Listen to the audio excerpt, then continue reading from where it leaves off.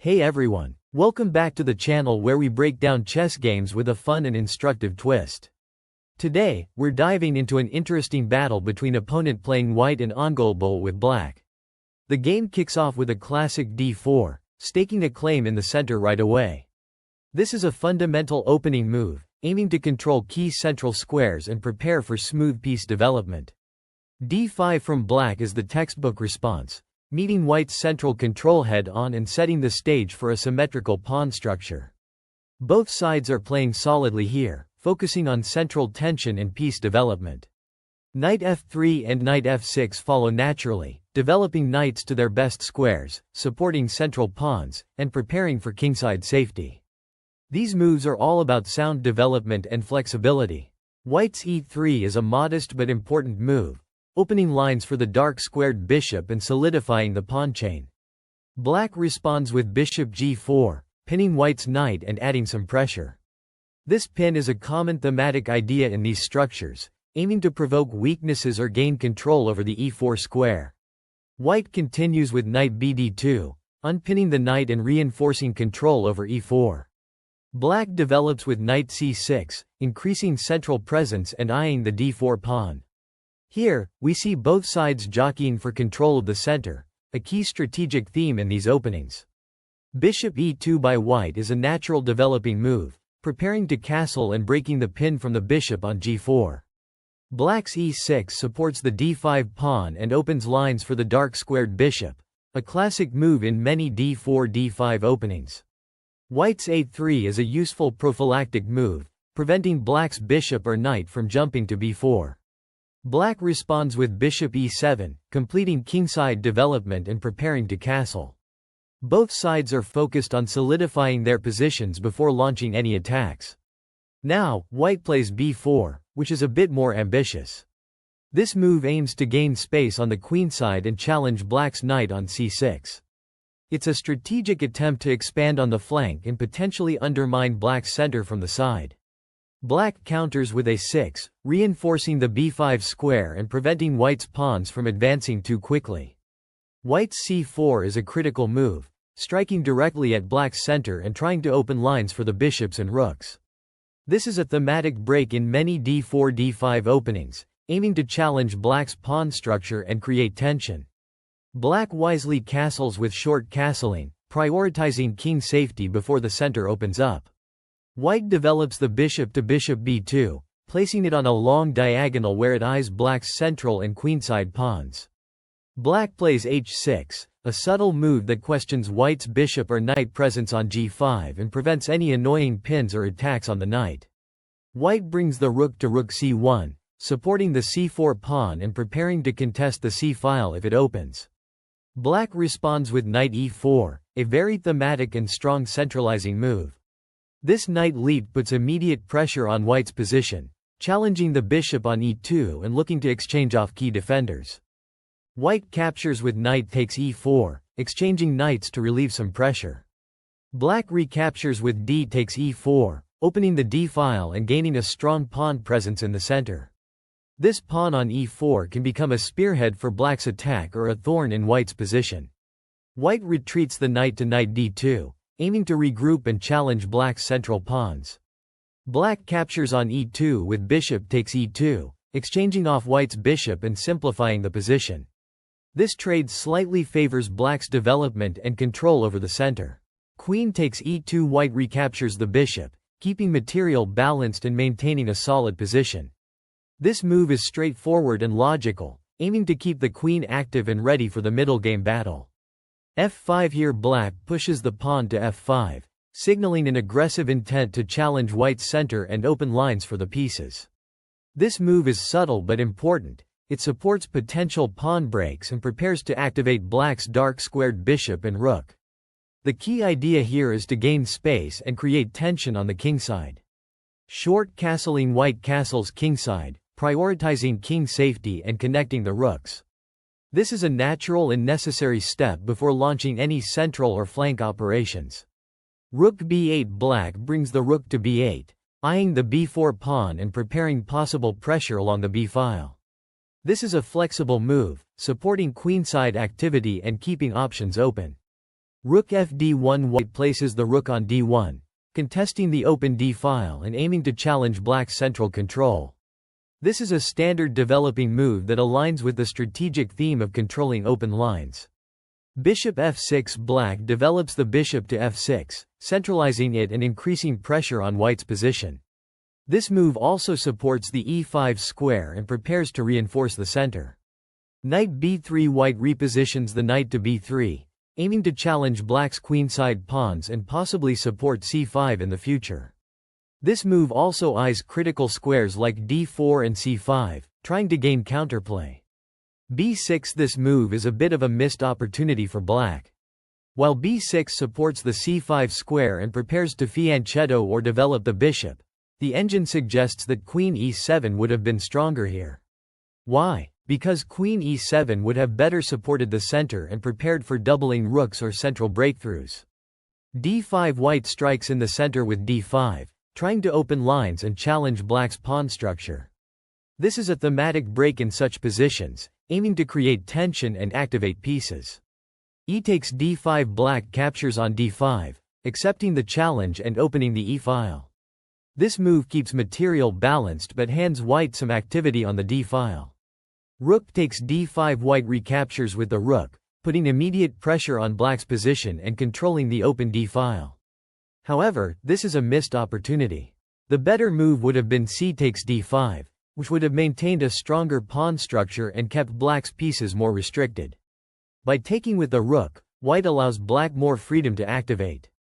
Queen e7. Black centralizes the queen, supporting the e5 square and preparing to contest the d-file. This move also eyes potential attacks on white's king and supports black's minor pieces. Rook takes f5. White captures on f5, grabbing a pawn and trying to open lines against black's king. This is a sharp and aggressive choice, aiming to exploit black's looseness on the kingside. Bishop takes b2. Black responds by capturing the bishop on b2, gaining material and activating the bishop on a strong diagonal. This move is powerful because it not only wins material but also threatens white's rook and queen coordination. Rook takes f8. Check. White sacrifices the rook to capture on f8 with check, trying to disrupt black's king's safety and regain material. This is a tactical attempt to complicate the position and create counterplay. Rook takes f8. Black calmly recaptures, maintaining material advantage and keeping the king safe. This exchange favors black as it removes white's active rook and consolidates black's position. Queen takes b2. White captures the bishop back, trying to regain material balance. However, black's position remains preferable due to better piece activity and pawn structure. Queen h4. Black moves the queen aggressively to h4, threatening white's kingside and preparing potential mating nets or material gains. This move is strong but misses an even better alternative, knight e5. The knight move would have centralized the piece, increased pressure on white's center, and supported potential forks or attacks. Rook d1. White brings the rook back to d1, contesting the d-file but missing a key defensive resource. The better move here would have been h3, creating luft for the king and preventing black's queen or knight from infiltrating critical squares.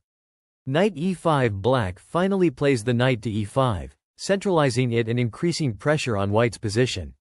This move supports black's attacking chances and restricts white's options. Rook d2. White doubles down on the d-file, but this move is a critical mistake. The engine shows a significant drop in evaluation here, indicating a missed opportunity. The better move would have been rook f1, defending the f2 pawn and preparing to challenge black's queen and knight.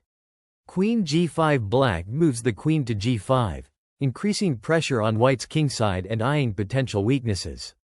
However, this move misses a tactical shot. Knight takes c4 would have been stronger, grabbing a pawn and opening lines for an attack. King h1. White sidesteps the check by moving the king to h1, but this is a blunder. The evaluation swings heavily in black's favor here. The better move was knight d4, which would have blocked black's queen and created counterplay. This mistake allows black to seize the initiative decisively. Knight d3. Black's knight jumps to d3, a powerful outpost deep in white's territory. This move threatens forks and cuts off key escape squares for white's king. It's a crushing blow that practically seals the game. This sequence teaches several important lessons. Always consider the best defensive resources before reacting to threats, like playing h3 to give your king breathing room. Centralizing knights and queens can create overwhelming pressure, especially when your opponent's king is exposed. Watch out for missed tactical opportunities like knight takes c4 or knight d4, which can turn the tide dramatically. And finally, when under pressure, look for active counterplay rather than passive moves to keep your position alive. Keep these ideas in mind, and you'll improve your middle game skills dramatically. Rook takes d3. White captures the knight on d3 with the rook, trying to eliminate black's strong centralized piece. At first glance, this looks natural, removing a powerful knight that's deep in your territory. But here, this move actually hands black a huge advantage, swinging the evaluation by over 4 pawns. Why? Because after white's rook takes on d3, black can recapture with the pawn, opening lines and activating their rook and queen even more dynamically. E takes d3. Black immediately recaptures with the pawn, and this is a critical moment. By taking with the pawn instead of the rook, black opens the e-file and creates a passed pawn on d3, which is a huge strategic asset in the endgame. This pawn cramping white's position and threatening to promote is a key reason black's evaluation skyrockets here. The key idea is that black's rook and queen now have open lines and targets, while white's pieces are somewhat tied down. Queen d2. White tries to consolidate by moving the queen to d2, aiming to challenge black's strong pawn and control the d-file. This is a logical defensive move, but unfortunately, white is already on the back foot. The position teaches us that sometimes, even the best defensive tries can't fully compensate for earlier inaccuracies that allowed your opponent's passed pawn to advance. Queen f5. Black moves the queen to f5, maintaining pressure and eyeing multiple targets including the kingside and central squares. This move keeps black's initiative alive, preparing to infiltrate white's position further. King g1. White sidesteps the king to g1. A cautious move to avoid any checks or pins along the back rank. It's a subtle but necessary step to keep the king safe in a difficult position. Queen e4. Black shifts the queen to e4, centralizing and threatening multiple tactical ideas. However, this is a missed opportunity.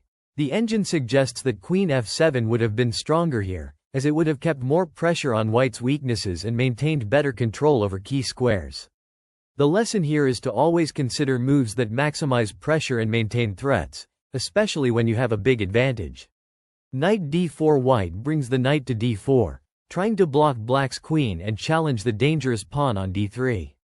This is a natural defensive idea, but again, it's a missed opportunity.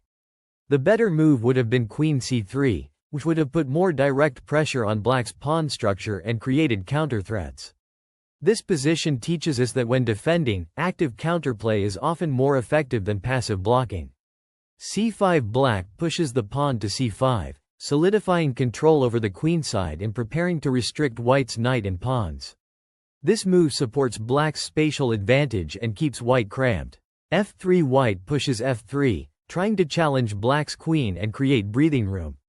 This is a reasonable attempt to gain space, but it also weakens the e3 square and light squares around white's king, which black can exploit. Queen g6. Black moves the queen to g6, eyeing the kingside and preparing potential threats against white's king. However, this is another missed opportunity. The engine points out that queen h4 would have been stronger, as it would have created more direct mating threats and forced white into a defensive posture. This reminds us to always look for the most aggressive and forcing moves when you have a winning position. B takes c5. White captures on c5, trying to open lines and reduce black's queenside control. This is a natural attempt to create counterplay, but it also gives black the chance to recapture and maintain the initiative. B takes c5. Black recaptures, keeping the pawn structure intact and maintaining pressure on white's position. This move keeps black's advantage steady. Knight b3. White repositions the knight to b3, aiming to reroute it to better squares and challenge black's pawns. This is a slow move and doesn't change the evaluation much, but it shows white trying to find counterplay. Rook takes f3. Black captures on f3 with the rook, winning a pawn and increasing material advantage.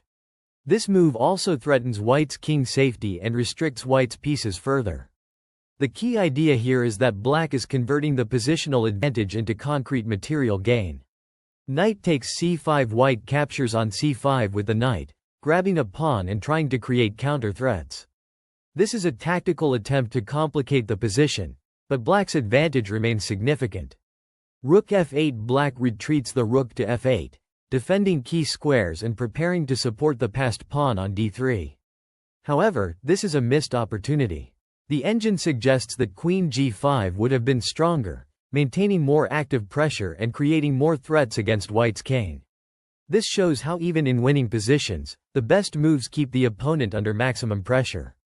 Queen takes d3, white captures the pawn on d3 with the queen, trying to eliminate black's dangerous passed pawn. This is a necessary defensive move to reduce black's promotion threat. Queen takes d3, black recaptures the queen, trading queens and moving closer to a winning endgame. The engine notes that queen f6 would have been better here, keeping more attacking chances alive. This teaches us that sometimes avoiding exchanges can be more beneficial when you have an attack. Knight takes d3, white recaptures with the knight, trying to hold the position together. Although material is balanced, black's rook and pawn activities still give black a strong advantage. Rook d8, black places the rook on d8, controlling the open file and targeting white's knight. This move increases black's activity and restricts white's options. Knight b4, white moves the knight to b4, aiming to find better squares and perhaps challenge black's rook. This is a patient move, but it doesn't change the evaluation much. a5, black pushes the pawn to a5, preventing white's knight from jumping to a5 or c6 and gaining space on the queenside. This move is a classic example of using pawn moves to restrict your opponent's pieces. Knight d5, white moves the knight to d5, trying to centralize and create counterplay. However, this is a missed opportunity. The engine suggests knight c6 would have been better, attacking black's rook and creating tactical chances. This highlights the importance of looking for active, forcing moves when you're under pressure. King f7, black brings the king closer to the center, preparing to support the pawns and rook in the endgame. This is a strong, practical decision that consolidates black's winning advantage. King f2, white starts with king f2, moving the king closer to the center, which is generally a good endgame principle. But here, this move actually misses a critical tactical opportunity. The engine suggests knight b6 would have been much stronger. Why? Because knight b6 attacks black's rook on d8 and threatens to create counterplay by targeting black's pawns. Instead, by just moving the king, white misses the chance to challenge black's active rook and coordinate their pieces better. This is a classic example of the key idea in endgames. Active piece play often trumps passive king maneuvers. King e6, black responds with king e6, centralizing the king aggressively. This is textbook endgame technique, bringing the king into the action to support pawns and control critical squares. However, the engine points out that rook c8 would have been even stronger, immediately pressuring white's knight and pawns on the c-file. The key idea here is that rooks belong behind passed pawns or behind enemy pieces to maximize their activity. So, while king e6 is solid, black could have increased pressure faster with rook c8. King f3, white moves the king back to f3, which is a bit passive and allows black to consolidate. The engine suggests king e2 would have been better, keeping the king more flexible and ready to support pawns on either side. This move shows a common endgame mistake. Overcommitting your king too early without clear targets can let your opponent seize the initiative. Rook c8, black plays rook c8, finally putting the rook behind the c-pawn. This is a strong strategic move, activating the rook on an open file and preparing to pressure white's pawns. The key idea here is the power of rooks on open files in the endgame. They can cut off the enemy king and attack weak pawns. Knight b6, white brings the knight to b6, finally challenging black's rook and trying to create counterplay. This is a good attempt, but unfortunately, it comes a bit late. The knight is active, but black's pieces are already well coordinated. This position teaches us that timing is crucial. Activating your pieces earlier can make all the difference. Rook c6, black moves the rook to c6, directly confronting the knight and preparing to capture or push pawns. This move keeps black's initiative and restricts white's knight mobility. Notice how black's rook is very flexible here, ready to swing to either side of the board. Knight d5. White retreats the knight to d5, maintaining pressure and looking for forks or checks. This is a natural move, but it doesn't change the evaluation much. The knight is active but can't break through black's stronghold. Rook takes c4. Black captures the pawn on c4 with rook takes c4, gaining material and opening lines. This is a critical moment because black now has a clear material advantage, and the rook becomes even more dominant. The key idea is that in rook versus knight endgames, material gains like this often decide the game because rooks can attack multiple pawns simultaneously. Knight f4 check. White checks with knight f4 check, trying to disrupt black's king and gain time. This is a good practical idea, but it's not enough to change the outcome. Black's king simply moves to safety. This teaches us that checks in the endgame can buy time, but they must be part of a bigger plan to be effective. King e5. Black's king steps forward to e5, staying active and supporting the rook and pawns. This is excellent endgame technique, keeping the king centralized and ready to assist in pawn promotion. g4. White pushes the pawn to g4, trying to create some space and possibly open lines. This is a desperate attempt to complicate the position, but it weakens white's king's shelter. The key takeaway here is that pawn moves near your king can be double-edged. They may create chances but also expose your king to attacks.